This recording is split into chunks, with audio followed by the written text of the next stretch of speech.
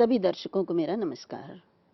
महाकवि कालिदास के कुमार संभवों के प्रथम सर्ग पर यह श्रृंखला चल रही है और इसके पूर्व के भागों में हिमालय का वर्णन अत्यंत ही मनोरम रूप में जो कालिदास ने अपने महाकाव्य में किया है उसके विषय में हम बात कर रहे हैं।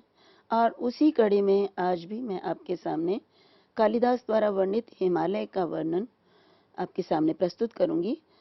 इसको वर्णन करते हुए एक बात अवश्य ध्यान में रखना चाहूंगी कि जो वर्णन महाकवि कालिदास ने उस प्राचीन काल में लगभग आज से 15,000 वर्ष पूर्व जो वर्णन किया था, आज भी यदि हम हिमालय के संबंध में भले ही वैज्ञानिक हो, भले ही प्राकृतिक हो, या जो लोग हिमालय पर्वत पर जाकर जिन्होंने अनुभव किया है, यदि हम उसके साथ तुलना करते हैं तो हम ये पाते हैं कि कालिदास ने जो भी वर्णन किए हैं वो अत्यंत वैज्ञानिक और समीचीन है। ऐसा नहीं है कि केवल मात्र कवि की कल्पना है। ऐसा उनके वर्णनों को देखकर ऐसा लगता है कि महाकवि कालिदास वहाँ जिए हैं, उन्होंने वहाँ पर भ्रमण किया है और हिमालय के जो एक एक अंश है, जो स्थान है, उन पर जाकर उन्होंने उसका अनुभव किया है। ये जब हम आपके सामने वर्णन प्रस्तुत करते हैं तो उसी से मैं उसी संदर्भ में स्पष्ट करूंगी। और इसी बीच मैंने कुछ उदाहरण इंटरनेट से भी लिए हैं जिसमें कि जो कालिदास ने वर्णन किया है उनके चित्र दिखाते हुए मैंने ये स्पष्ट करने का प्रयास किया है कि कालिदास ने कोरी कल्पना नहीं की है, जो हिमालय पर्वत पर विद्यमान है उसका उन्होंने अपने महाकाव्य में वर्णन किया है। इसलिए जो संस्कृत को ये मानते हैं कि प्राचीन भाषा है और इसका आधुनिकता से कोई संबंध नहीं है, ये अपने आप में ही ये अयथार्थ हो जाता है। तो मैं आरंभ करती हूँ आपके सामने पद्य संख्या 8। पद्य संख्या 7 तक हमने जो वर्णन किया था उसी पर आगे चलते हुए हिमालय पर्वत का वर्णन करते हुए कवि कालिदास कहते हैं, ये आपके सामने पद्य प्रस्तुत करती हूँ। यह पूरयन कीचक रंध्र भागान दैमुखोत्थेन समीरणेन उद्गास्यतामिच्छति किन्नराणाम तान प्रदायत्वमेवोपगंतुम।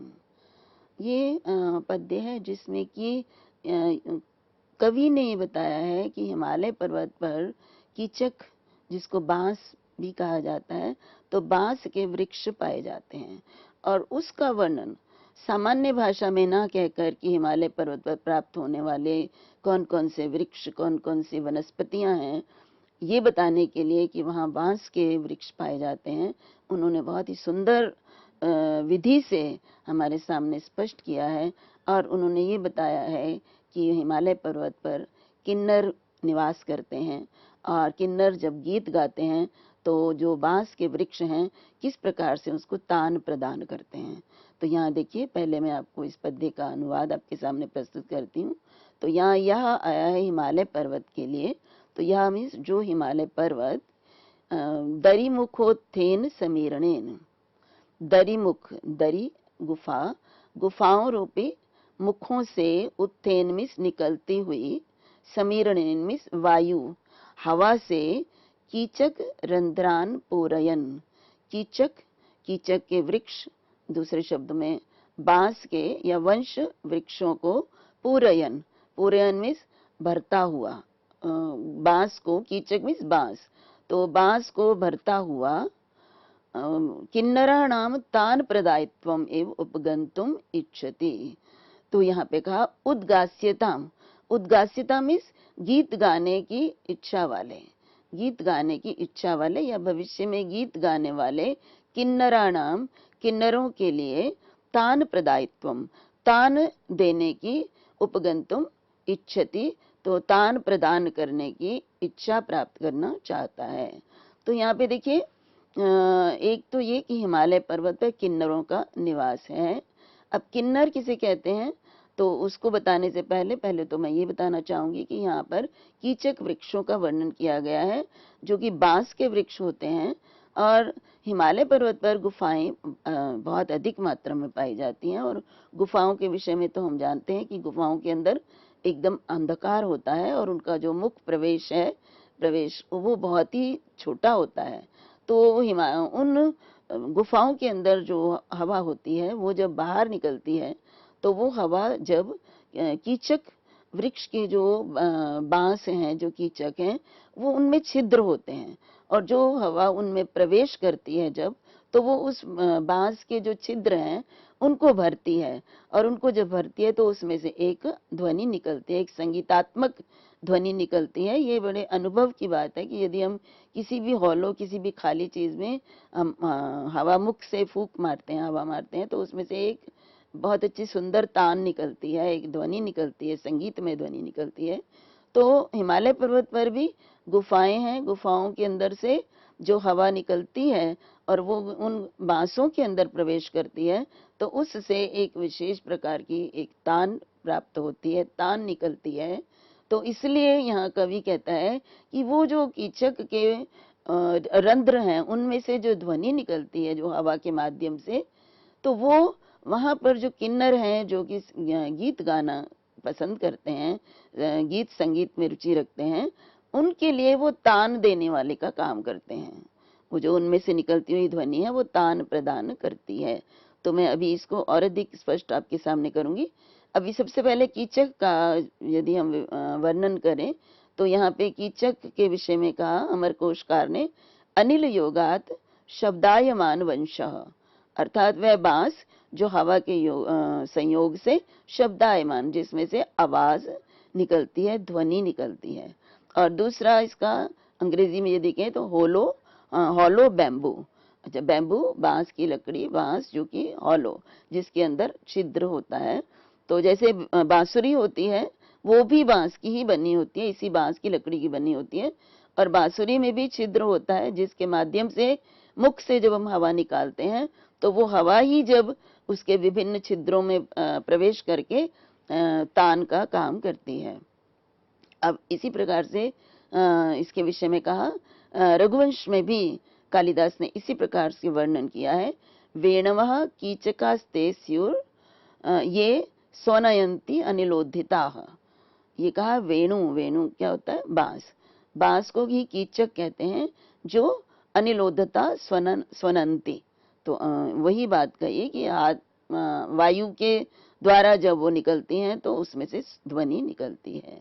और यहाँ रघुवंश में कहा, स कीचकैर मारुत पूर्ण रंध्रैः कूजद्भिरापादित वंश कृत्यम। तो यहाँ पर रघुवंश के द्वितीय सर्ग में इसी तरह से उन्होंने कहा कि वो कीचक जिनमें जिनके रंध्र, जिनके छिद्र हवा से भर गए हैं, वो वंश कृत्यम आपादित, वो बांस का काम करते हैं जब उनमें से जो ध्वनि निकलती है। तो इस प्रकार से जब हम कहते हैं कि कीचक से तान का काम किया जाता है, तो देखिए एक और भी पद्य आपके सामने, शब्दायन्ते मधुरमनिलैः कीचका पूर्यमाणा संसक्ताभि त्रिपुर विजयो गीयते किन्नराभि। तो यही भाव जो कालिदास ने अपने इस पद्य में कहा कि कीचक वृक्ष जब भर जाते हैं तो वो और वायु से भरते हैं तो मधुर शब्द करते हैं, और फिर त्रिपुर विजयो गीयते किन्नरी भी, और वो जो किन्नरियां हैं उसके साथ, उसकी तान के साथ त्रिपुर विजय अर्थात शिव जी के विजय के गीत को गाती हैं। तो यहाँ तो मैंने आपको बताया कि किन्नर जो कि हिमालय पर्वत पर पाए जाते हैं वो किस प्रकार से गीत गाने के उत्सुक होते हैं और गीत की तान देते हैं वहाँ कीचक के वृक्ष, और किन्नर गाते हैं और कीचक वृक्षों से वो तान का काम होता है। तो किन्नर की बात करें तो किन्नर शब्द जो है इसका यदि हम इसको व्युत्पत्ति के रूप में देखें तो कुत्सिता नराः, किम नराः, किम अर्थात यहाँ किम यहाँ कुत्सित के अर्थ में हुआ है, अर्थात यहाँ पे कुत्सित निंदित के रूप में प्रयुक्त किया गया है। तो किन्नर एक जाति होती है जो कि निम्न श्रेणी की जाति कहा जाता है, और ये हिमालय पर्वत पर निवास भी करते हैं। तो यहाँ देखिए किन्नर के विषय में कहा कि उनकी शारीरिक संरचना किस प्रकार की होती है, कैसे कह सकते हैं किन्नर हैं। तो यहाँ दिया गया है कि शांचित नरमुखाश्व कायत्वात् अन्येषाम अश्वमुख नर शरीरत्वात्। तो किन्नर वो होते हैं जिनके मुख तो मनुष्य के होते हैं, लेकिन उसका शरीर जो है वो अश्व के समान होता है, अश्व का होता है। और वो भी होते हैं जिनका शरीर मनुष्य के समान होता है और मुख अश्व के समान होता है, तो ये किन्नर जाति कहलाती है। और महाभारत में इसका वर्णन आया है कि महाभारत में इनको किन्नरों को पुलत्स्य की संतान कहा गया है। और ये पद्य आपके सामने है महाभारत का।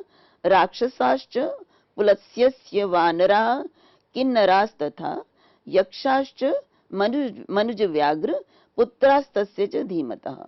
और ये कहा कि ये बुद्धिमान पुलत्स्य के पुत्र कहलाते हैं। इसमें केवल किन्नर ही नहीं, इनमें कहा राक्षस, वानर, किन्नर और यक्ष, ये पुलत्स्य की संतान है, इनकी पुलत्स्य से उत्पत्ति हुई है।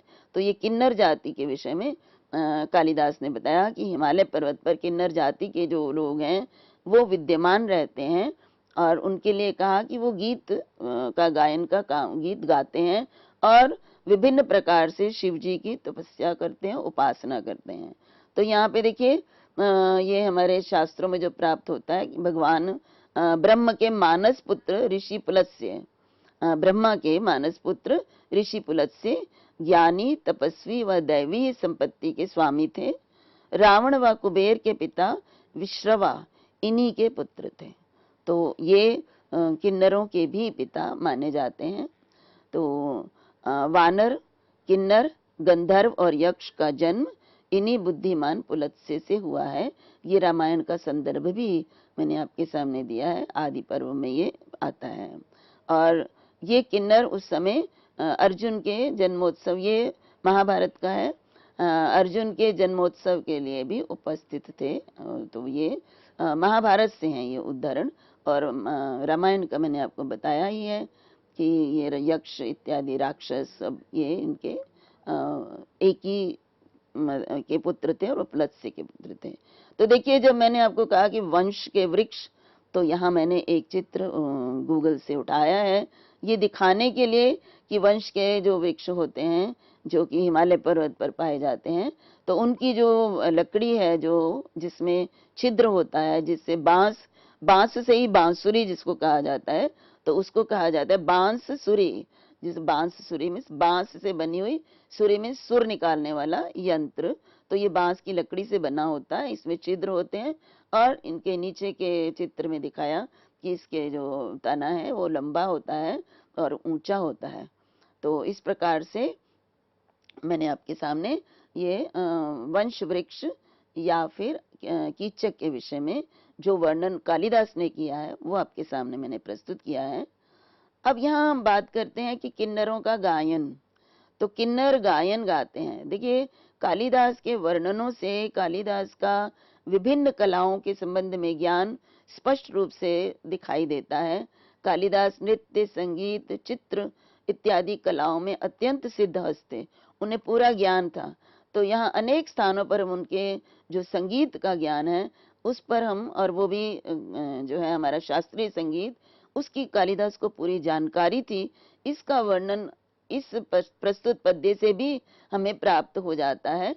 तो उसी को जब नारद ने ये जो कहा है कि ये जो किन्नर हैं, जो देवयोनियां, इनको वास्तव में देवयोनी कहा जाता है।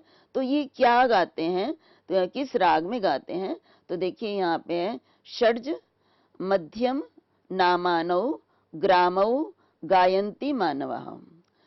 तो न तो गांधार नामानम लभ्यो देव योनि भी। तो यहाँ देखिए जो षड्ज और मध्यम जो ये राग हैं या इसको ग्राम कहते हैं, इसको गाते हैं मनुष्य।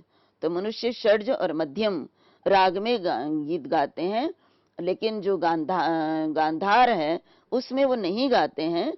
वो गांधार राग में कौन गाते हैं, वो देव योनियां गाते हैं। तो इससे ये स्पष्ट होता है कि गांधार राग, ये किन्नर इत्यादि उसी में गीत गाते हैं। तो मैंने आपको बताया कि कालिदास को संगीत का जो है बहुत ही शास्त्रीय ज्ञान था। तो रघुवंश का भी पद्य एक इसी तरह का है जो ये बताता है कि कालिदास को संगीत का पूर्ण रूप से ज्ञान था। जब दिलीप राजा अपनी पत्नी सहित गुरु वशिष्ठ के आश्रम की ओर जाते हैं तो वहां पर भी उन्होंने मयूरों की जो ध्वनि थी उसको तुलना की है षड्ज राग के साथ। तो यहाँ मनोभिराम शृण्वन्तो रथ नेमी स्वनोन्मुखई षड्ज संवादिनी के का द्विधा विभक्ता शिखंडी भी। तो यहाँ पे मयूरों के लिए कहा कि मयूर जो है उसकी ध्वनि को सुनकर वो बहुत ही उत्सुक हो जाते हैं, मन को आनंदित देती है, लेकिन वो ध्वनि क्या है, वो षड्ज षड्ज संवादिनी है। और वो रथ के जो नेमी है, जो चक्र हैं, वो जब चलते हैं तो उनमें से जो ध्वनि निकल रही है वो षड्ज स्वर के समान है, उसके साथ मिलती जुलती है। तो इससे पता चलता है कि कालिदास को समस्त रागों का पूर्ण रूप से ज्ञान था। अब यहाँ पे इस पद्य में एक शब्द आया है तान। तो इस तान का भी ये संगीतात्मक शब्द है, संगीत में प्रयुक्त होने वाला शब्द है। तो इसलिए ये भी जानना आवश्यक है कि कीचक के रंध्रों से जो निकलने वाली ध्वनि है वो तान प्रदान करती है। तो ये कैसे होता है? तो यहाँ देखिए, ये जो तान शब्द है ये संस्कृत के मूल धातु तन से निकला है। तन तन विस्तार करना या खींचना अर्थ वाली धातु है। तो अन्य शब्दों में कहें तो कंठ को तान कर गाने की प्रक्रिया।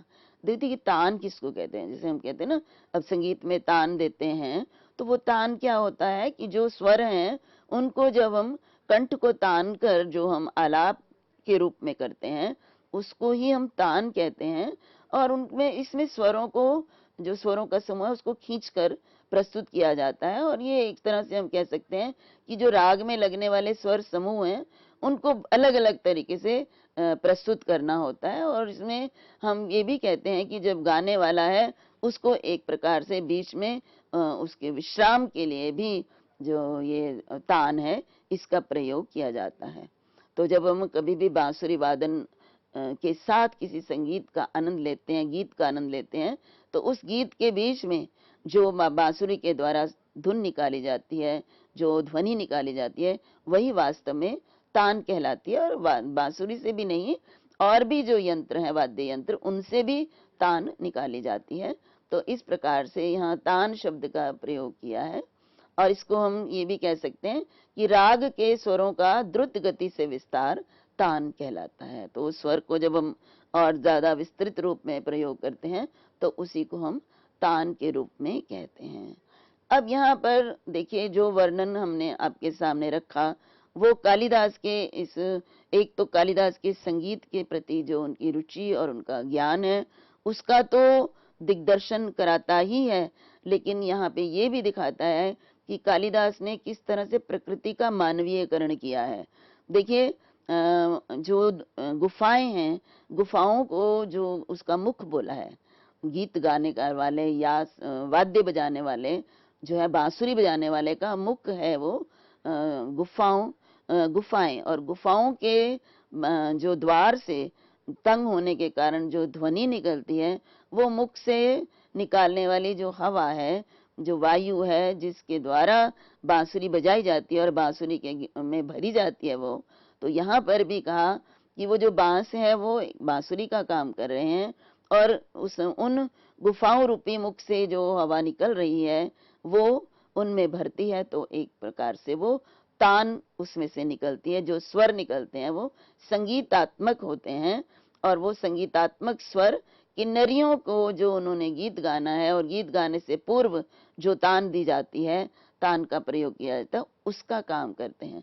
तो ये कितना ही मानव की प्रकृति, मानवीय प्रकृति और जो अन्य प्राकृतिक दृष्टि हैं जो उनका कितना सुंदर सामंजस्य कालिदास ने किया है, ये इस पद्य के माध्यम से हम जान सकते हैं। तो यहाँ पर एक तो हम ये कहेंगे कि प्रकृति का बहुत ही सुंदर चित्रण किया गया है, और दूसरा हम यहाँ पे ये भी कहेंगे कि यहाँ अलंकार की जब हम बात करते हैं तो हम जानते हैं कि अलंकार के बिना कोई भी काव्य अपने सौंदर्य को प्राप्त नहीं करता है। तो यहाँ पर भी कालिदास ने दो अलंकारों का प्रयोग किया है। एक तो ये मैंने बताया कि ये मानो तान प्रदान करने का काम करते हैं। तो यहाँ पर जो हवा बांस में से निकलती है वो उसकी तुलना यहाँ पे उसकी संभावना की है कि वो जो तान निकलती है ध्वनि वो मानो जो किन्नरियों के जो नृत्य करने की इच्छा, गीत गाने की इच्छा करती हैं, उनको ये तान प्रदान करने का मानो काम करता है। तो भवेत संभावनोत्प्रेक्षा प्रकृतस्य परात्मना, मतलब ये है तो वास्तव में तो उनमें से निकलने वाली ध्वनि तान प्रदान तो करती नहीं है, लेकिन इसके ऊपर संभावना की गई है कि ये जो ध्वनि है मानो जो तान प्रदान करने के लिए की गई है। और दूसरा देखिए, यहाँ पर एक और अलंकार भी है, वो है रूपक अलंकार। तो यहाँ पे मैंने कहा दरी मुख, दरी का अर्थ होता है गुफाएं, तो गुफा रूपी मुख। तो यहाँ पे गुफाएं जो है उनका मुख भाग, जो उनका अग्र भाग है उसको मुख के रूप में कहा गया है, उनका द्वार भाग। तो यहाँ पर दोनों में रूपक अलंकार है, आरोप किया गया है गुफाओं के अग्रभाग पर मुख का। तो इस प्रकार से यहाँ पर रूपक अलंकार का भी प्रयोग किया गया है। अब यदि हम बात करें तो यहाँ पर समास इत्यादि जो शब्दों में किए गए हैं, उनके विषय में भी, शब्दों की व्युत्पत्ति के विषय में भी बात करना अनिवार्य है। तो यहाँ पे पहला जो पद है आपके सामने पूरयन, तो पूरयन प्री धातु से क्षत्रि प्रत्यय लगता, णिच प्रत्यय लगता है, और उसके बाद क्षत्रि प्रत्यय लगने पर ये पूरयन शब्द बनता है। प्रथमा विभक्ति एक वचन में पुल्लिंग का ये रूप है।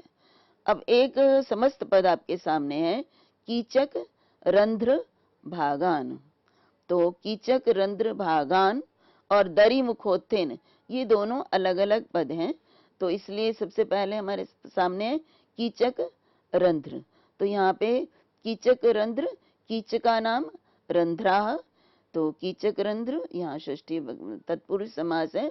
और कीचक रंध्राणाम भागा, तो कीचक रंध्र जो हैं उनके भाग, तो कीचक रंध्र भागान, द्वितीय विभक्ति एक वचन में है। तो पहले समास है कीचक रंध्र का, और फिर उसके बाद कीचक रंध्र के साथ भाग का समास है, और उसके बाद द्वितीय विभक्ति एक वचन में प्रयुक्त किया गया है, और दोनों ही षष्ठी तत्पुरुष समास है। उसके बाद है दरी मुख उत्थेन, तो दरी मुख, दर्यः एव मुखा, तो दरी, जो दरी मीन्स गुफाएं, तो गुफा ही मुख है, तो गुफा रूपी मुख। तो यहाँ पर ये कर्मधारय समास है।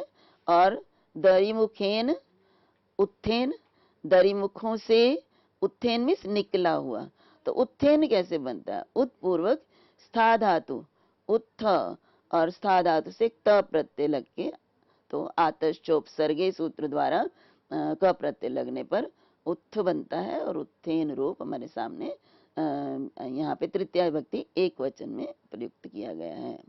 इसी तरह अगली पंक्ति में जो है उद्गास्यताम, तो उद्गास्यता कैसे बनता है, फिर उद्गास्यताम ये जो है द्वितीय विभक्ति एक वचन में प्रयुक्त है। तो उद उपसर्ग पूर्वक गई धातु है, और स्य है, और फिर उद्गास्यता, तो उद्गास्यन क्षति प्रत्यय है, उसके बाद फिर टाप प्रत्यय है, इससे उद्गास्यता बनता है, और फिर उसके बाद द्वितीय एक वचन में उद्गास्यताम बनता है। और इच्छति अलग है, इश धातु से लट लकार प्रथम पुरुष एक वचन का रूप है। किन्नर मैंने आपके सामने स्पष्ट किया। और तान प्रदायित्वम, अब प्रदायित्वम को यदि देखें, प्रदायित्वम इव, तो प्रदायित्वम प्र उपसर्ग पूर्वक दा धातु से णिच प्रत्यय लगकर, और फिर त्व प्रत्यय लगकर, भाव अर्थ में त्व प्रत्यय लगता है, और द्वितीय एक वचन में ये प्रयोग किया गया है। उपगंतुम उप उपसर्ग पूर्वक गम धातु और तुमुन प्रत्यय का प्रयोग है। इस प्रकार से इस पद्य की व्याख्या में आपने देखा कि किस प्रकार से कालिदास ने संगीत के अपने ज्ञान को कितने ही स्वाभाविक और प्राकृतिक के रूप में प्रकृति के साथ उसका संबंध स्थापित करते हुए वर्णन किया है। तो अभी के लिए इतना ही। इसके बाद का जो अगला पद्य है वो मैं आपके सामने अपने अगले व्याख्यान में प्रस्तुत करूंगी। तब तक के लिए सभी को मेरा नमस्कार, सभी को धन्यवाद।